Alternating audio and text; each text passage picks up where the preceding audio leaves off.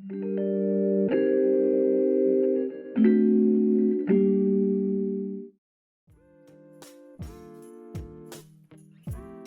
¿qué tal? Bienvenidos a Historias del Subtexto.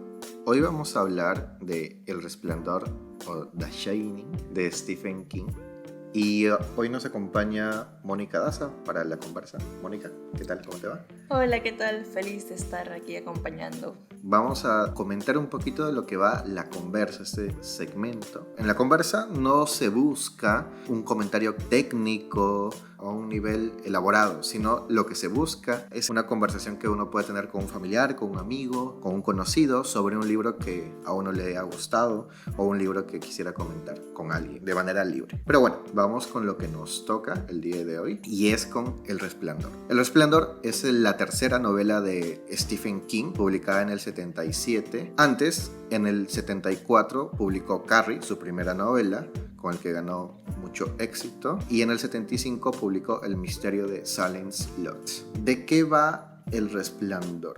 En El Resplandor vemos a la familia de Jack Torrance, donde también está Wendy y su hijo menor Danny. Jack le ofrecen un empleo en un hotel, en el Hotel Overlook, como cuidador durante el invierno. Al ser un invierno tan crudo, necesitan a alguien que cuide el hotel y de la temperatura del hotel para que no se dañe. Le ofrecen este trabajo. Jack intenta escribir una obra de teatro y lucha contra su alcoholismo y con características violentas que tiene. Y dentro del hotel suceden hechos curiosos que llevan a Jack a tener problemas con su familia. Bueno, esa sería como la premisa general de El Resplandor, pero si ustedes quieren leer el libro, los invitamos a leer. Igual también pueden ver la película, hay una película muy famosa. A partir de ahora van a aparecer los spoilers por todo lado, así que son libres de ir a leer el libro.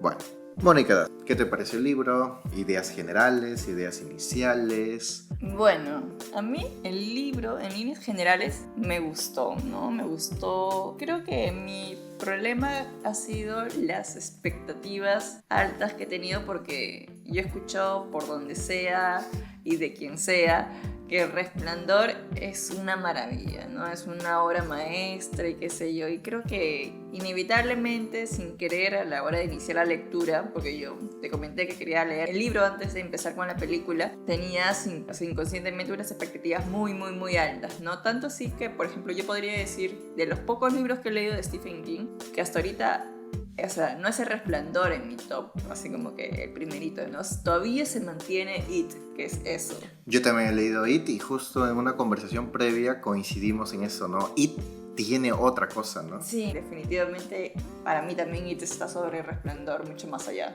Y yo iría un paso más ahí en tu comentario y diría que Carrie me parece una novela más cerrada, muy, muy buena. Igual estamos haciendo un versus de Stephen King versus Stephen King. Obvio, o sea, sí. Los libros de King. Porque King está puesto en un tótem elevadísimo de lo que es el terror. Ahora, y a esto quiero ir. A ver. ¿Terror, Moni? ¿Terror? ¿De verdad? Esto es muy curioso y muy subjetivo. ¿Qué es el terror? ¿Cómo ha ido evolucionando el terror? El terror puede estar en una manguera. Hay una parte en el libro donde se utiliza una manguera para causar terror. O sea, que yo creo que el don de Stephen King para producir terror, o al menos incitarlo, es, o sea, por ejemplo, veo al menos que Stephen King lo que busca es situar al lector en el lado más infantil, ¿no? Porque predomina en la novela el lado de Danny, ¿no? De quien ve estas cosas, y uno de niño suele asustarse porque de las nociones que tiene del mundo son bastante limitadas, ¿no? Más allá de nuestros sentidos no vamos, entonces damos incluso explicaciones fantásticas o mágicas a las cosas que suceden. Como la manguera. La manguera, o sea, incluso, o sea, yendo un poco ya al tema propio de la vida del autor, Stephen King, vi en una biografía que está publicada en YouTube, pueden buscarla si quieren. Búsquenla, por favor. Sí, es muy buena en realidad. YouTube nos debería auspiciar, siempre hablamos mucho de YouTube. Sí, en realidad episodio. sí. Sí. Pero bueno. O sea, en esa biografía menciona Stephen King que fue a un hotel en busca de despejarse con su familia y justo estaba coincidiendo con la temporada de invierno, que es una temporada en la que los turistas no frecuentan el hotel y prácticamente tenían el hotel para ellos solos. Y Stephen King menciona el tema de la manguera. Y yo creo que como muchos autores, por ejemplo, en el caso de Stephen King no es que sea una persona que no carezca de miedo, sino que anda muy conectado con sus propios temores y es por eso que puede transmitirlos de manera tan fidedigna, ¿no? Transparente. Esta es mi hipótesis, ¿no? Claro. Es una persona que de repente sufre de miedos continuos o al menos está muy conectado con su niño interior del pasado, porque los artistas solemos estar conectados con nuestro niño interior porque tenemos mucho de la imaginación, de la creatividad, ¿no? Y esa es parte de esa etapa, ¿no? Lo queramos o no. Puede transmitir esas sensaciones de miedo. Entonces, o sea, sí él observaba una manguera en el hotel en el que se hospedó de manera curiosa, ¿no? Porque sí, o sea, sí se nota que coge prestado cosas de sus propias experiencias para esta novela. Y lo interesante es de que también me parece que tú te diste cuenta de esto, puede utilizar cualquier cosa del ambiente para generar una escena de terror, cualquier cosa. Sí. Arbustos que están ahí en forma de animales, de un león me parece, los hace terroríficos, ¿no? O si no, utiliza objetos. En los cuentos también de Stephen King se utilizan varias cosas que parecen insólitas, pero él las utiliza como terror. Y creo que eso es lo que tú dices. El autor lleva sus miedos al papel. Ahora, que eso para cada uno sea terrorífico o no es muy subjetivo, porque lo que a uno le da miedo no es a lo que a otro le da miedo, lo que a uno le hace llorar no es a lo que al otro puede generarle estas ganas de llorar. Entonces, en esta subjetividad hay mucha gente que dice, uy, El Resplandor es una mala novela porque no me ha generado nada de miedo, pero yo creo que es ir al facilismo de decir, esta novela es de terror, me tiene que dar miedo, si no, no sirve. Yo me quedé más con la experiencia del alcohólico, del protagonista que es Jack. Jack tiene un desarrollo de personaje increíble, que cae pesado al inicio, ¿verdad? Cae muy pesado. Sí, yo te he comentado que Jack es mi personaje que yo detesto. Y eso es un mérito de Stephen King. Sí. Que lo detestes es un gran mérito. Porque puede despertar una emoción bastante... real. Sí, real, ¿no? Genuina en ti hacia un personaje. Y eso es meritorio. Y es un personaje de ficción. Exacto. Porque no es Stephen King, puede estar basado en el mismo Stephen King. En algunas características puedes tener como que... alcoholismo, escritor intentando en su proceso creativo, que tenía una familia y todo eso. Exacto. Pero sigue siendo un personaje de ficción. Te cae espeso, te cae bomba, ¿no? Sí, claro, es que yo siempre he escuchado de las personas que han visto la película al menos, siempre he escuchado, no, es que Jack se vuelve así por el tema del hotel, y yo siempre digo, no, es que Jack no, ya tenía precedentes. Ya venía así desde antes, ya tenía ahí sus issues personales antes del hotel, entonces el hotel no es una excusa, solamente sirve para sacarle punta al lápiz. Intensifica la personalidad de Jack. Jack tenía muchos problemas con el tema de violencia. Primero fue con su hijo, cuando le rompió el brazo. Le rompió el brazo a su hijo y de ahí pasó a otro hecho de violencia en la escuela, ¿verdad? Donde dictaba clases o donde trabajaba, ¿no? Sorprendió a un alumno pinchándole los neumáticos, ¿no? Sí. Y le dio la paliza de su vida. Sí. Y por eso lo despidieron y estaba sin trabajo. Hay varias escenas, y ya yendo a este pequeño versus inmediato que iremos señalando de vez en cuando en el episodio, entre el libro y la película, y también de paso la serie, ¿no? Pero la serie, digámosla, es un poquito mala, producida, guión adaptado de Stephen King. ¿Cuál es el problema de la serie? Ajá, ¿cuál es el problema de la serie? Que dicho sea de paso, está aburridísima, pero bueno. O sea, es un poco lenta de ver. Bastante lenta. Sí, bastante. Ha faltado un editor, ¿no? Es que, ¿sabes qué pasa? Que yo creo que el problema es el formato, ¿no? O sea, como la intervención de Stephen King está más presente en la serie a comparación de la película. Que no tuvo ningún... Stephen King puede escribir tranquilamente un libro de 600, 1000 páginas, me interesa porque es capaz de contarte muchas cosas sobre los personajes a través del diálogo interior, ¿no? Y no te aburre. Y no te aburre porque, o sea, lo que te dice no es relleno, te está diciendo cosas para que tú conozcas más a los personajes que están detrás de la historia. En la película eso difícilmente, por el mismo formato difícilmente se puede conseguir, entonces se hace más lenta porque solamente se basa en los hechos. Perdón, en la serie. Se hace más lenta porque solamente se basa en los hechos y si tú filtras por hechos que están sucediendo en el presente, ¿no? Te queda poco, porque bastante es de la historia de los personajes. Y además hay dos cosas aquí, ¿no? No tenía la tecnología que, por ejemplo, se tuvo para las dos películas de It, que ahora se hizo, donde los efectos de terror dan miedo, de verdad. Y la calidad de sustos o de cosas que dan miedo en la serie de Stephen King no llenan. No. Y la película que se hizo por el lado opuesto, yo no llamaría terror a eso. Yo lo llamaría suspenso. Es un peliculón, ojo, sí. A nivel técnico, encuadres, colores, todo. Ajá. Pero no es que sea terror, es más... No, difícilmente te da miedo. Te sorprende en algunas escenas. Te mantiene atento, sí. También. Visualmente es hermosa. En los cuadros y todo. La cámara, cuando Jack agarra el hacha, dicho sea de paso, hacha en la película, pero en el libro es un mazo de cricket, ¿verdad? Sí, en la película es un hacha, pero hacerlo como que más gore, ¿no? Pero en el libro es un mazo de croquet. Pero no da miedo. No. Un masito de croquet. Pero el hacha sí, en la película. Entonces el movimiento de cámara es increíble, ¿no? Sí. Si tú te tuvieras que quedar con, y esa es una buenísima pregunta. Sí, es una buena pregunta. Con el libro, con la película o con la serie. Y dicho sea de paso, para los fans de Stephen King se quedan con la serie, ¿eh? ¿Qué hablas? Sí, pero son fans de Stephen King. Pero si tú te tuvieras que quedar con libro, película de Stanley Kubrick o la serie producida por Stephen King.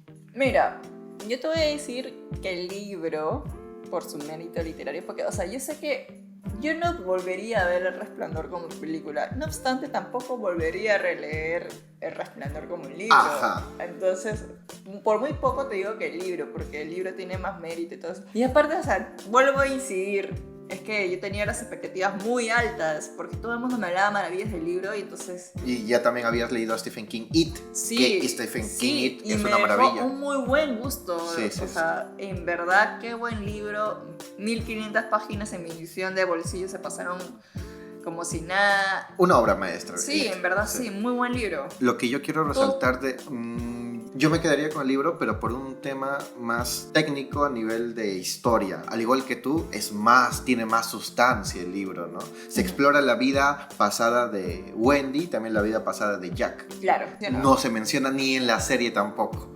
Entonces, por un tema de sustancia me quedaría con el libro. Aunque avanzada la narración, hay un momento en el que Danny llama a Halloran y Halloran viaja para salvar a Danny del problema que tiene. Sí, especialmente a Danny. Ajá, viaja, pero el viaje es interminable. Si lo ponemos en capítulos, son 5 capítulos, si no me equivoco, 4 capítulos. Sí, más o menos. Entonces, uno de ellos estaba justificado, como dices, porque hacía ver que muchas personas tenían esta especie de don o el poder del resplandor.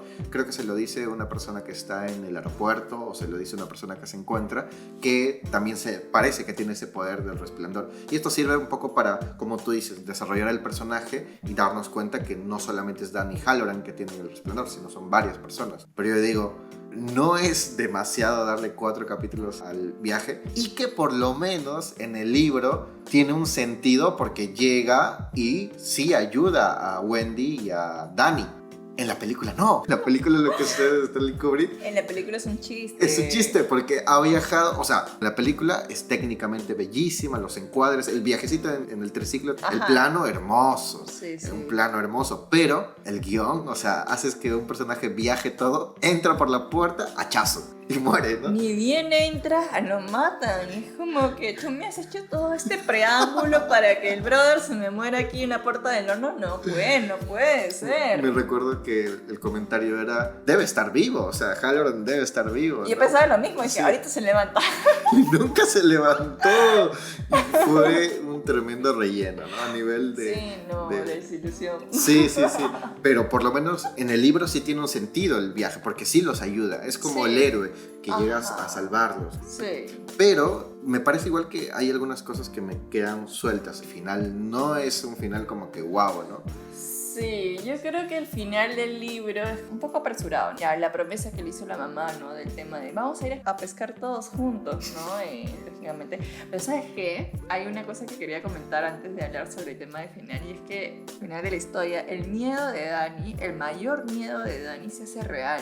Ajá. ¿Cuál era el mayor miedo de Dani? Según yo, ¿no? Es que, o sea, a Dani lo que le daba temor era el tema del divorcio, la separación de los padres, la desintegración de la familia. Y a pesar de que no ha sido un tema de decisión de cada uno, al final sí se termina desintegrando la familia porque una de las partes, Jack Torrance, termina quedándose en el hotel, ¿no? Porque al final cedan de las tentaciones que le presenta el Overlook y al final termina atrapado en el hotel. Y sí, su familia termina desintegrándose. O sea, no es un final feliz como se podría pretender, porque, o sea, medio que te lo pintan así como que, ay, sí, el día de pesca y verano y todo más tranquilo, pero en realidad no es un final, esencialmente no es un final feliz. No es un final feliz. Igual esto como historia cerrada, me gustaría ver qué es lo que pasa con Dani en Doctor Sleep. Doctor Sleep, Doctor Sueño, Ajá. donde en la secuela podemos explorar lo que es la vida de Dani después de este suceso, ¿verdad? Sí. Como historia cerrada de El Resplandor, no es un final feliz. Ahora, a Stephen King no le gustan los finales felices. De las obras que yo he leído de Stephen King, que también son pocas para la producción enorme que tiene Stephen King, pero a Stephen King no le gustan los finales felices. O sea, no completamente feliz, ¿no? No así como que 100% feliz. Es que suele ser como que el parámetro general de las películas, ¿no? Que como que la familia se salva de la maldición, logran escapar del asesino serial. En esta sí es como que hay un tono amargo, en esta tranquilidad que se consigue después del viaje, ¿no? De todo lo que tenían que sufrir, porque lógicamente el padre se muere, ¿no? ¿Por qué se muere el padre? Porque utiliza el mismo hotel como el antagonista, pero no hay un antagonista claro tampoco. El antagonista sería Jack, el antagonista sería el hotel, el antagonista sería la manguera. No, la manguera no. Yo creo que, o sea, esencialmente el antagonismo lo cumple el papel del hotel, ¿no? Solamente que el hotel se sirve del personaje de Jack por sus precedentes. Para mí es un personaje psicológicamente débil, ¿no? Porque se presta mucho a sus propias debilidades, a sus propios traumas del pasado, porque Jack también tiene un trauma de un padre alcohólico y violento. Que no se muestra ni en la película ni en la serie, pero sí está en el libro. Sí, te da un background de por qué el personaje es como es ahora, ¿no? Y entiendes un poquito las reacciones que tiene después, ¿no? Sí, puedes entenderlas, mas no justificarlas, porque, o sea, así como las personas pueden repetir aquello que les hizo daño, también pueden hacer lo contrario porque saben que eso que les hizo daño hace daño a otras personas, entonces pueden actuar de manera diferente, tienen esa opción de escoger, y Jack escogió seguir el ejemplo de su padre. Entonces en ese sentido yo lo considero un personaje psicológicamente endeble, ¿no? Entonces lo que hace el hotel es aprovecharse tanto de la fuerza física de Jack como su debilidad psicológica. Hemos hablado de Jack, hemos hablado de Dani, pero nos falta Wendy. Y también hemos hablado de Halloran, pero nos falta otro de los personajes principales. Hasta hemos hablado del hotel, increíble. Hasta hemos hablado de Overlook, pero no hemos hablado de Wendy. ¿Qué te parece Wendy? Yo tengo una opinión curiosa. A ver. Wendy está retratada como el punto de la madre cuando tenemos la visión de Dani y la visión de esposa cuando tenemos el punto de vista de Jack. Lo que me encanta del libro y por lo cual también yo me quedo con el libro es que hay un pequeño background o un pequeño vida pasada, o vemos un poco la vida pasada de Wendy antes de ser esposa de Jack. Que es su padre, que es su madre, ¿verdad? Creo que tenía problemas con su madre y en la novela se menciona, había algo con la madre, y en la novela se menciona en un momento, eres igual que tu madre, eso le dice Jack, ¿te recuerdas? Sí, le duele mucho. Y eso creo que también se menciona en la película, si no me equivoco, y también en la serie, pero en la serie y en la película no tiene un sentido. O sea, no se entiende exactamente por qué le dices eso. En la novela sí. Sí, porque Wendy viene de un pasado, por lo cual uno entiende cómo acepta este tipo en su vida. Exacto. ¿Qué te parece a ti, Wendy, como personaje en el libro, por lo menos? Wendy como personaje en el libro, lógicamente, me desespera también un poco, ¿no? No es un personaje con el que simpatice. Creo que en realidad con el único que puedo simpatizar un poco es con Dani y con Halloran, ¿no? Pero justo son los que tienen el poder del resplandor, sí, ¿no? Que Wendy, o sea, me desespera en cierto modo su pasividad, porque... Y yo entiendo de alguna forma que es un poco sumisa, ¿no? Puede ser también por un tema de personalidad o porque tuvo una imagen de madre bastante opresiva, pero definitivamente hay ahí un tema de toxicidad, tanto, o sea, en la relación madre-hija, ¿no? Porque la madre constantemente le echa la culpa a la hija, sí, o sea, Wendy, de que si falló el matrimonio entre la madre y el padre fue por culpa de ella, ¿no? Entonces, esa es una relación tóxica, sí, donde sea que lo veas, no interesa si ella es su madre de verdad, si son sangre de su sangre. O sea, ese es un tema que por lo menos hoy en día se habla y me parece genial, de que pueden haber relaciones familiares tóxicas y no necesariamente se tienen que justificar por el tema de la sangre, ¿no? Exactamente. Y ese es un ejemplo real, ¿no? Entonces, o sea, yo creo que Wendy acarrea muchas cosas sobre su pasado y que no ha superado, pero que inevitablemente está perjudicando su relación familiar de ahora, porque ahora tiene un niño a cargo. Sí. Me parece curioso lo de Wendy. No sé si tal vez es uno de los personajes femeninos de Stephen King donde se muestra más esta pasividad, porque en Carrie la cosa cambia totalmente y se explora esta relación madre e hija que es genial en Carrie. Sí. Me encanta la idea en Carrie. Pero aquí tal vez lo que hace Wendy es ser la que va a llevar el peso de tema familiar en sus hombros. Sí, es una suerte de guardiana, ¿no? De las cosas que suceden dentro de la familia, tanto de Jack como de Danny, tal como su hijo. Ahora, vamos a un punto interesante o un punto curioso, que es el tema de los objetos que dan terror. Hemos hablado de la manguera, hemos hablado de los arbustos, pero también están el ascensor, que a mí me encanta lo del ascensor. Sí. También están los fantasmas, está lo de la bañera, no sé si te recuerdas. Obvio, de la habitación 217 en la película, no, en el libro. Ajá, cambia en película, sí, por detalles, pero que yo creo que si alguien lee el libro, algo que no va a poder dejar de decir es que Stephen King tiene una mente curiosa y despierta para generar terror con lo que sea. O sea, sí, te puede escribir lo que sea y puede hacerlo bien. Fuera de que, repito, es tan subjetivo el tema de que a uno le dé miedo, pero que narre y te genere terror con lo que sea, eso es un mérito, creo, ¿no? Tiene una imaginación activa Stephen King. Sí, o sea, y más allá de esa imaginación, lo que le ayuda también bastante es su narración. Cómo lo narra hace que estos objetos cobren vida dentro de tu imaginación, ¿no? O sea, por ejemplo, en la manguera se menciona bastante este tema de que tiene un hocico. Sí. Entonces, intuitivamente nosotros comenzamos a relacionarlo con un animal, ¿no? Y un animal de por sí tiene vida. La serpiente se me viene a la cabeza. Correcto. Entonces, la forma en cómo lo va narrando, o sea, logra cargar esos elementos de un terror que poco a poco va impregnando a quien lo lee, ¿no? A mí me pareció locazo porque yo no había prestado atención a que una manguera de incendios sea peligrosa o se me dé miedo, y cuando leí eso en la novela y salí del departamento y vi una manguera contra incendios y me quedé mirando la manguera. Es curioso porque o sea, y un poco como que, o sea, porque eso tiene Stephen King, ¿no? Que te hace retroceder a tus años más tiernos.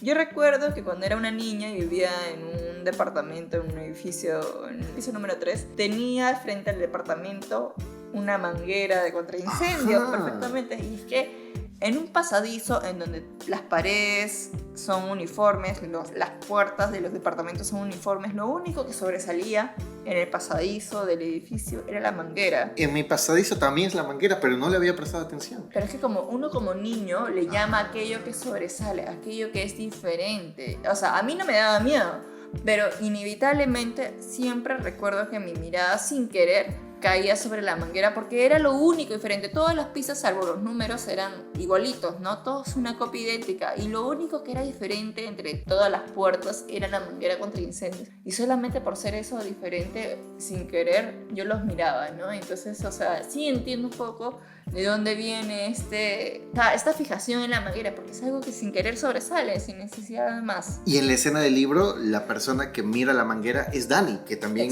es niño. Exacto. Entonces, haciendo un repaso rapidito por algunas novelas clásicas de Stephen King, hay personajes niños, no uno, muchos niños. Y lo retrata muy bien Stephen King. En Carrie es una adolescente, también es una niña. Y tiene varias novelas en las que también sus personajes son niños. Pero hay una novela donde yo he leído Misery, y en Misery no hay niños, o por lo menos no está la figura de un niño como protagonista. Está el escritor y su coautora.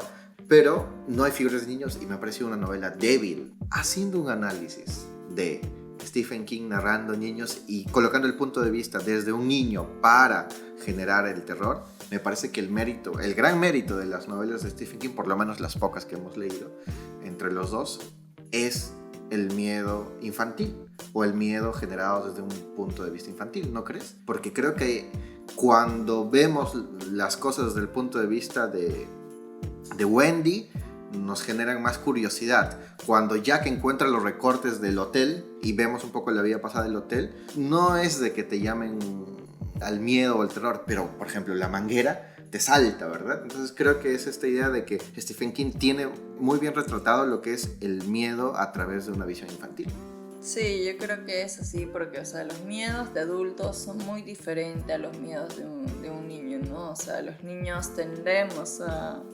Cuando uno es niño tiende a imaginar, ¿no? Hay una de esos espacios en blanco del mundo que no entiende y que recién conoce, con explicaciones fantásticas, entonces es comprensible de que si conectamos o volvemos a recordar a ese niño que antes tenía miedo de lo que se asomaba por el armario solamente porque estaba oscuro, ¿no? Que bien podría ser como que reflejo de algo nada más. Podemos simpatizar, empatizar también con el personaje y es más fácil no sentir miedo en ese sentido. Yo creo por eso que ese es el valor de Stephen King, ¿no? ¿Qué te parece el final del libro? Sí. Pensaba que el libro tenía un final lento. ¿Qué hubieses hecho tú? Por ejemplo, una idea que me salta es ¿por qué el hotel va a matar a Jack? ¿Por qué no uno de los personajes? O sea, yo creo que el hotel se refugia en Jack porque es el personaje que físicamente es más poderoso, ¿no? ¿Y hubiese sido interesante que Wendy acabe con la vida de Jack? Hubiese sido interesante en el sentido de que puede ser de que hubiese escogido a Wendy por un personaje subestimado, porque es un personaje físicamente no muy fuerte, ¿no? Entonces Wendy podría haber acabado con Jack mientras dormía. Por ejemplo. No, por ejemplo, sí. ¿No? Entonces no hay mucha ciencia en eso, son solamente 3 en un hotel. Mónica, Stephen King merece ganar el premio Nobel de Literatura. No sé por qué cada año que llega el Nobel se piensa en esta idea. ¿Merece o no merece? ¿Me permites dar mi opinión primero? Vale. Yo creo que Stephen King merece ganar premios, merece el mérito de ser un escritor prolífico, inmensamente prolífico. Su método de escritura, tiene un libro que es Mientras escribo, saca novelas, saca muchas novelas y tiene una producción vasta, tiene una legión de admiradores increíble, pero yo creo que hay muchos ganadores del Nobel que de verdad, leyendo un poco sus obras, no tiene mucho sustento lógico que le hayan dado el premio Nobel. Y uno los compara con, ya no te digo con El Resplandor, pero comparémoslo con It, Carrie, o con la obra que ustedes consideren, y vean de que a veces es injusto eso de los premios, sobre todo el Nobel, que no le den a Stephen King, que no lo gane, porque es un autor de ventas, es un autor popular, que se decía lo mismo sobre Charles Dickens, ¿no? Charles Dickens era un ganador de ventas, Charles Dickens vendía muchísimo, en su momento fue considerado un autor solamente popular, pero no era un gran autor de la técnica, un gran autor que debería ganar premios literarios. Entonces yo considero que Stephen King podría ganar el Nobel y nadie pondría un grito en el cielo, como tal vez sí se dio un grito en el cielo cuando ganó el premio Nobel Bob Dylan, pero con Stephen King siendo un escritor con recorrido y que tiene novelas sólidas, tiene muy buenas novelas, creo que no hubiese un gran problema si recibe el Nobel. Ahora, ¿hay escritores por encima de Stephen King que merecen el Nobel? Sí, yo creo que sí. Actualmente creo que hay escritores que merecen el Nobel más que Stephen King, pero si se lo dan a Stephen King, nadie va a hacer un escándalo, creo, porque está más que merecido. ¿Qué opinas, Mari? ¿Merece Stephen King el Nobel? Yo voy así como que un poco alineada a tu opinión, porque sí, definitivamente si a Stephen King le llegan a dar el Nobel en algún punto, yo siento que pocas personas serían las que presentarían, pero no diría que nadie, porque en esta vida sobra los disconformes.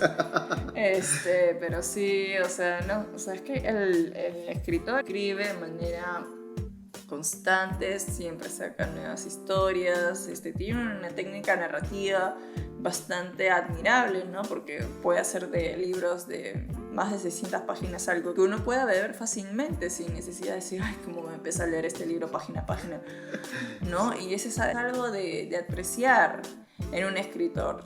Además que construyó una idea de cultura norteamericana estadounidense bien fuerte.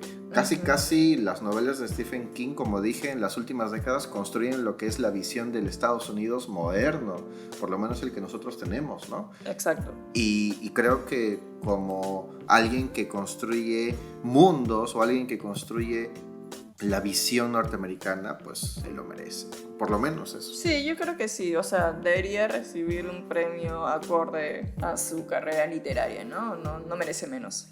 Mónica, hemos llegado al final. Espero que te haya gustado la conversación. ¿Cómo te has sentido? Bien, bastante cómoda. Tenía un poco de inquietud, ¿no? Al principio, pero me he sentido bastante bien. Así que ha sido un gusto participar en esta conversa contigo y espero escuchar las otras que vienen después. Ok, muchas gracias a ti, muchas gracias por tu tiempo, muchas gracias por haber leído el libro. Invitamos a los oyentes a leer el libro. Tú tienes, Mónica, y vamos a hablar cortito nada más de esta versión de El Resplandor en de bolsillo, sí, donde leíste el libro. Es la más popular, ¿no? Que hay hoy en día, ¿no? En español, ¿no? En español. Pero, o sea, en general yo digo que en punto general es bastante bien, no le pongo peros, y el precio es bastante accesible, así que vayan a comprarlo si es que les interesa, ¿no? A leerlo, pedirlo prestado y qué sé yo. Hay un detalle con el libro que es la portada. Sí. Es increíble la portada.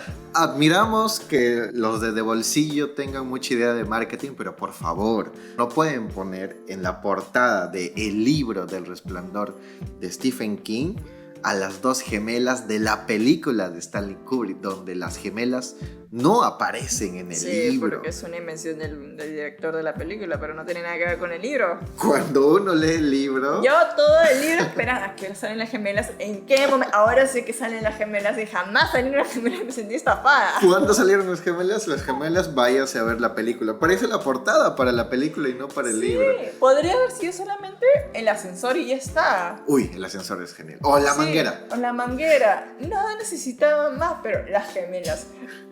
No sé. Pero bueno, el tema de marketing se ve que está muy bueno en de bolsillo. Pero bueno. Mónica Daza, de nuevo, gracias por la conversa. ¿Dónde te encontramos? ¿Dónde podemos ver más de tu opinión de los libros? ¿Tienes ahí unas redes, por favor? Sí. Si quieren escucharme más o leer un poco más de mis opiniones acerca de otros libros y otras historias, pueden seguirme en Instagram, ¿no? En @mocaescribe, moca con doble C. Ahí comparto un poco de mis reseñas literarias, algunas frases que me llaman la atención y un poco de mi producción literaria, así como que pequeños guiños. De nuevo, muchas gracias, Moni. Los invitamos a leer Stephen King, más ahora en el mes del terror. Sí, del terror. Pero bueno, gracias, Mónica Daza. Nos vemos en el siguiente episodio.